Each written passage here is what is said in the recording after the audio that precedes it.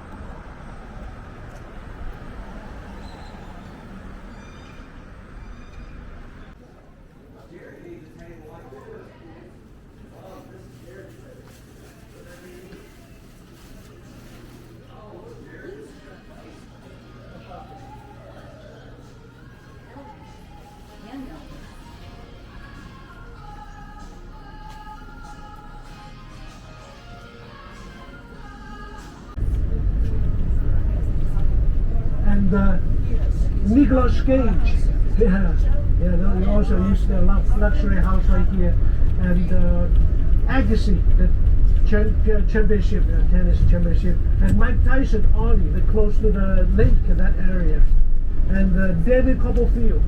There's a lot of people, more than 20 million used to walk from there, and Utah, Arizona, Nevada, and Southern California.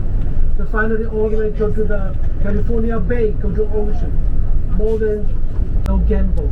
Plus the grand opening 1937. So their customer, not the workers for this border city. And the fee, where the office already give us pay Falco. ครับตอนนี้ก็มาอยู่ที่จุดลุกเอาท์นะครับไปที่รัฐอาริโซนาวันนี้เราอยู่เหนือเขื่อนฮูเวอร์แดมมันเป็นเวลา15 นาทีตรงนี้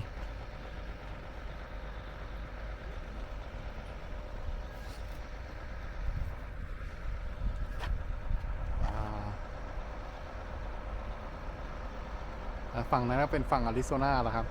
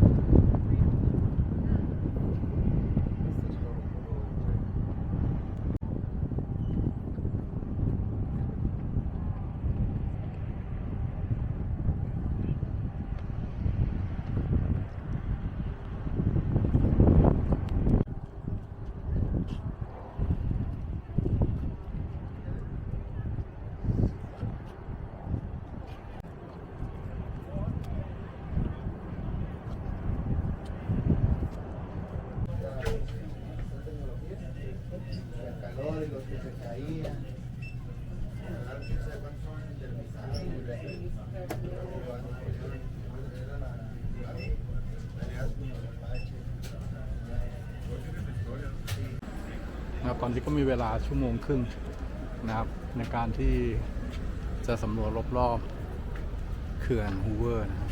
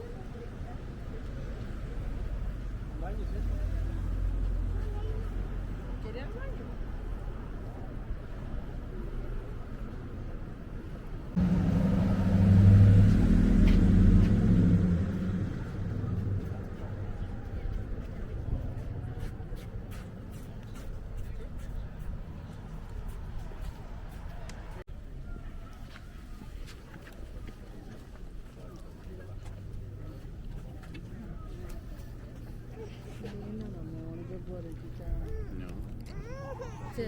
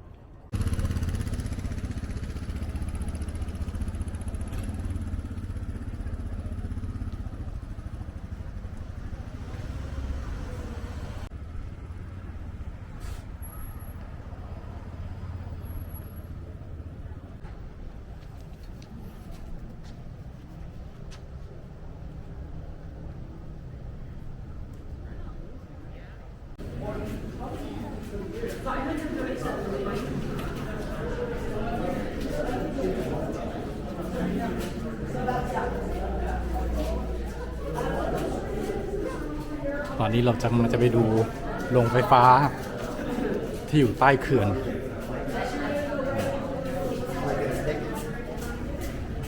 เป็นอีกหนึ่งผลงานของวิศวกรรม ที่เขาบอกว่ายิ่งใหญ่พอๆกับพีระมิด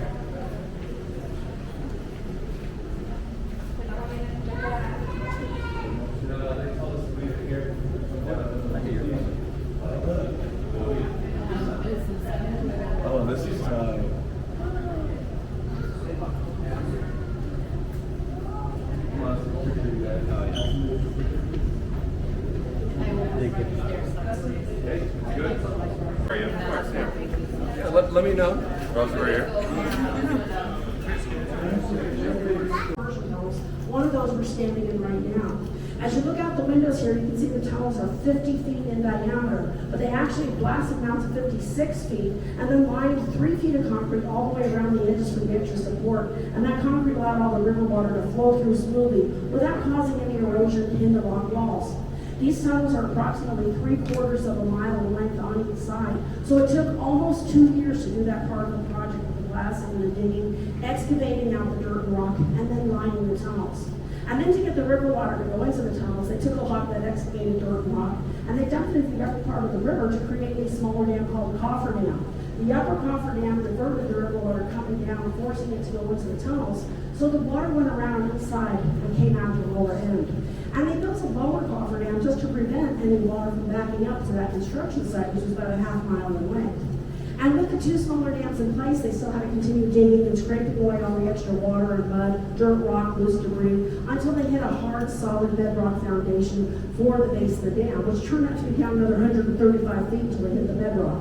And then they brought more work crews in. This was all during the early 1930s Depression era. Those crews worked diligently round the clock with only 2 days off a year.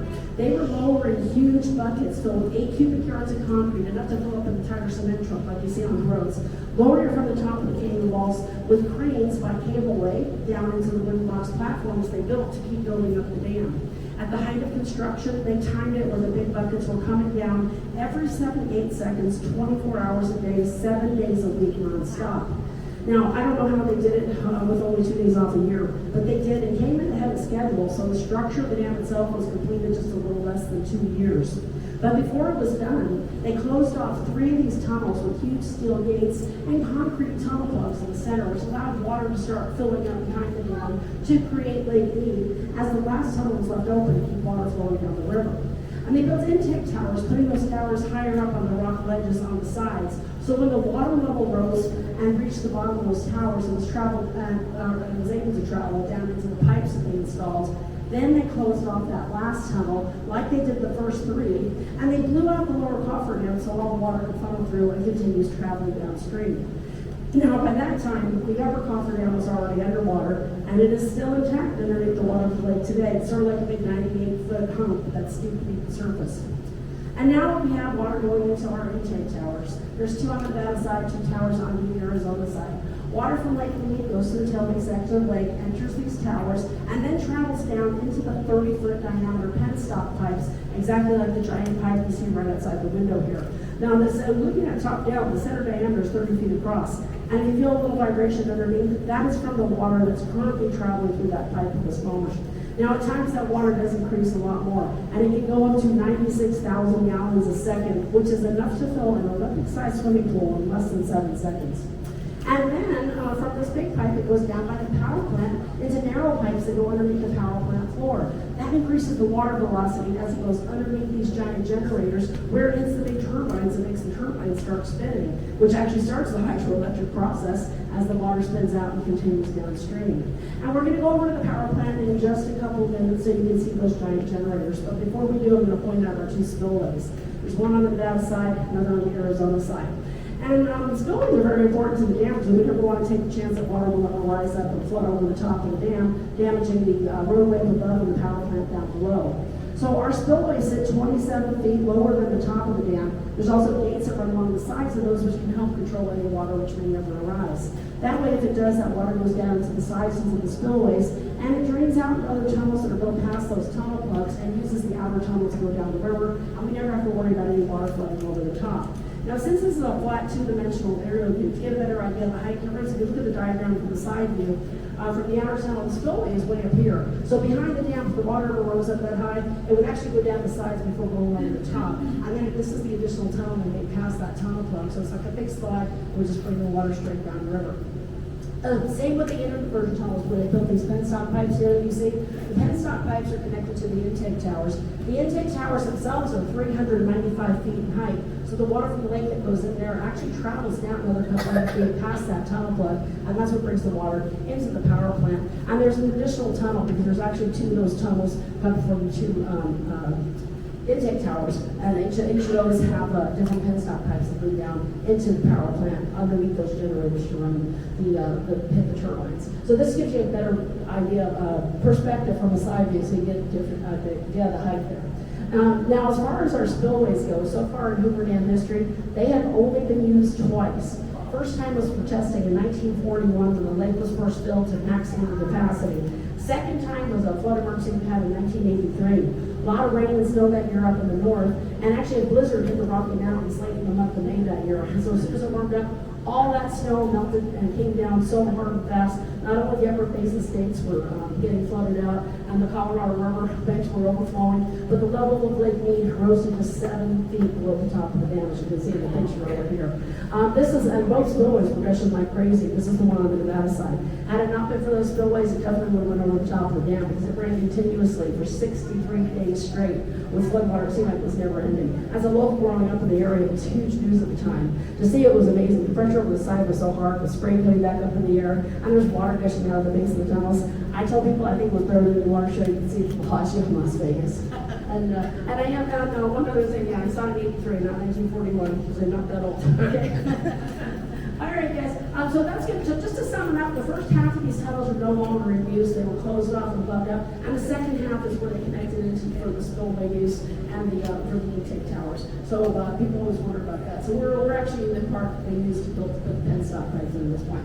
But I'm going to come around and lead us back over the elevators, and we're going to go over our second stop for the power plant. Now, we're going to split from 2 elevators again, just to give us plenty of room in there. We're not overly packed in.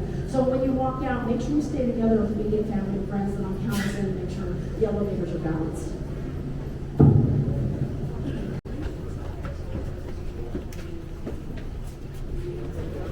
Also, we're in the mountains right next to the dam. There's some veins of iron and copper in there. There's a nice little sample over here on the other side. Where you see red, that's iron, and the green is copper. So you might see some of that in other tunnels too. Yeah, and the water seepage we have is natural seepage that sprays in the area. So that, and they knew that when they were drilling out the tunnels, they put the carbon in the side and keeps that water, and that water will eventually drain back to the river.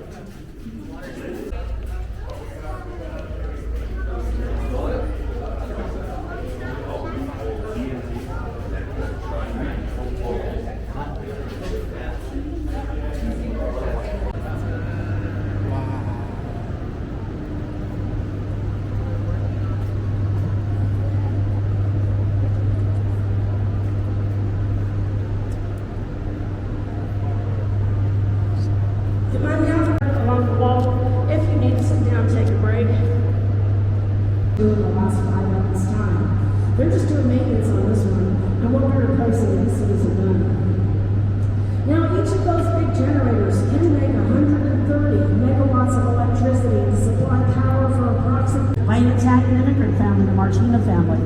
This type of artisan flooring covers about 121,000 square feet, different areas of the dam, $1,000. Today's market will be millions to do this type of artisan work. It's about 3.5 inches thick and built amongst the marble and granite, and the architectural designs are amazing as well. There's this diamond shaped one on the side over here with a symbol of an electrical outlet in the center. And then the large circular one back here by the benches is all possibly water movement around. นี่เราก็อยู่ชั้นบนสุดแล้วครับของ Visitor Center นะครับหลังจากที่เราไปเยี่ยม Power Plant ข้างล่าง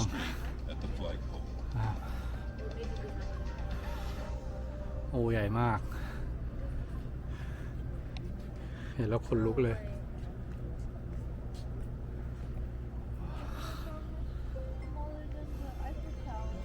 สะพานนี้ก็เชื่อมสองรัฐเข้าด้วยกันนะครับเนวาดากับอาริโซนา overlooking the world famous Hoover Dam. ว้าว As you look over the railing, you will see the tallest concrete dam in the Western Hemisphere. Hoover Dam stands 726 feet tall and stretches 1,000. In reality, that's the Colorado River. This is where the water is drawn from hundreds of feet below the surface of the lake and spills through the turbines, flowing on downstream. The water comes out of the turbines at an average temperature of 53 to 55 degrees. These gates allow us to run water around the turbines if necessary.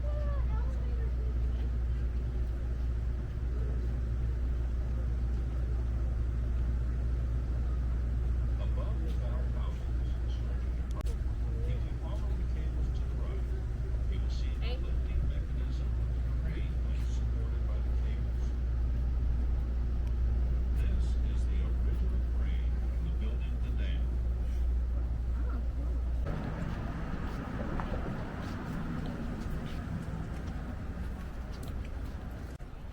ครับตอนนี้ก็มีเวลาอยู่ครึ่งชั่วโมงครับที่เดินขึ้นไปบนเหนือสะพานนะครับของเขื่อนฮัวแดม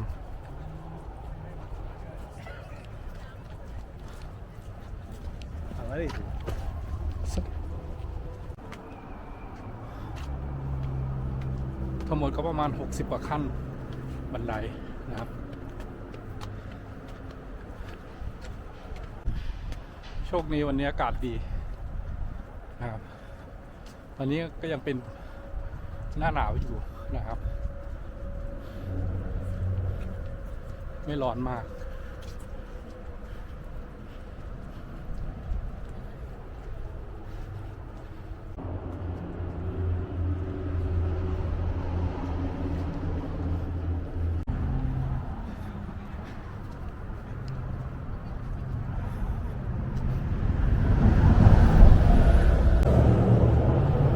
มาเร็วมาก